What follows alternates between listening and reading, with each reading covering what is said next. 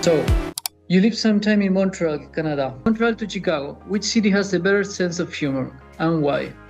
Oh man, that's so tough. I think it depends what you're looking for. Chicago is funnier naturally, and because like we have, I guess because you have a lot of the same things. You have hard winter, you have lots of drinking, you have good food, lots of cheese, lots of meat, and then it stops there because then you have the infrastructure of Chicago comedy, Second City, improv, and emotionally repressed people. In the Midwest, we do not talk about our feelings. We drink.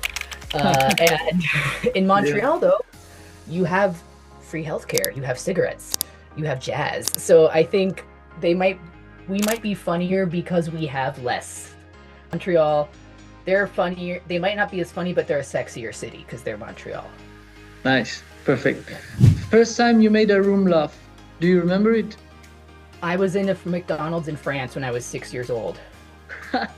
And I had the table we were walking up to was dirty, and an employee came to try and clean it, and I looked at them and said, "Les personnes qui ont mangé ici sont des cochons," which is these people are pigs. And they're like, "What is this little American girl saying to us?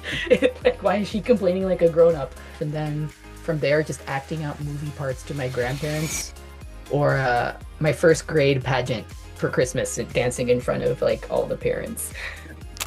Great, great. So when did you notice comedy was giving you an advantage in business? When I would be in internal meetings and my male colleagues would repeat my joke louder than me and get laughs. If someone's stealing your ideas, that means they're good ideas. Yeah, for sure, for sure. Chicago or New York? Which one do you prefer?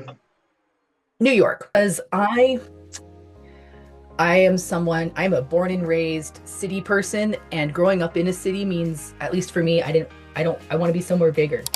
And Chicago culturally is where you stay to be comfortable, I think, personally. I need to keep going and keep growing and go to the next thing. Also, I like walking, and I like taking the train at night. And I can't do that in Chicago. It's not safe. But in New York, you can travel freely around the city at night because there's always people. What's something comedians understand about audiences that marketers still don't? Oh man, a lot. Comedians understand that attention is not the same as affection. A marketer can say, "Look at all these impressions," but the comedian will say, "Do they want me to keep talking?" Comedians know the audience is constantly asking or thinking like, "Why should I trust you with my attention for another 10 seconds? I have to sound like a human being to have people take me seriously." Yeah. Marketers do the opposite. And I think it's somewhere along the line, we decided that professionalism and being a human being were mutually exclusive. And I think that's why a lot of people are running into problems with their, especially brand awareness and content, because for sure. I wrote about this on LinkedIn yesterday. Yeah, I saw your post. Agent, I saw your post, and I was going to ask you, in a world full of AI content, what actually makes someone sound human? Having your thoughts go directly from thought to platform and not going through an LLM. I think we are so afraid of sounding like human beings, and it's difficult because even on that post that you saw, 2 different ChatGPT generated comments are on there and there are people that work for the same company. And even asking me questions, how can we show the humanity? I'm like, well, it would start by you actually asking me this with your own words. What companies are more afraid now, being cringe or forgettable? I think they're more afraid of standing out. I think they're afraid of being left behind. So that means they're just doing the same thing everyone else is doing.